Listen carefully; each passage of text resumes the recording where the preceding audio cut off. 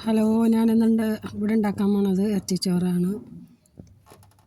Beef, 2-3 സവാള, ഉള്ളി, പച്ചമുളക്, ഇഞ്ചി, വെളുത്തുള്ളി ആവശ്യത്തിന്.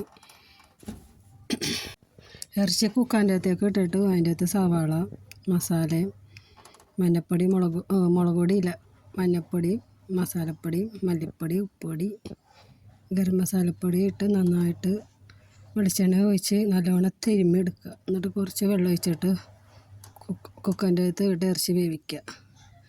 ഇറച്ചി ഒരുവിധം വെന്ത് വരുമ്പോൾ അരി ഇടുക. അരി ഇട്ട ശേഷം തക്കാളി, ചതച്ച മസാലപ്പൊടി, ഉപ്പും, ഒരു പാത്രം വെള്ളമാണെങ്കിൽ ഒരു പാത്രം അരിയാണെങ്കിൽ 2 പാത്രം വെള്ളം ഒഴിക്കുക. എന്നിട്ട് മൂടി വെക്കുക. ഉപ്പിട്ട് അരി ഇടുമ്പോൾ പിന്നെ ഉപ്പിടുക. മുളക് ഇടരുത്. അടിപൊളി ചോറ്, ഇറച്ചിച്ചോറ് റെഡി.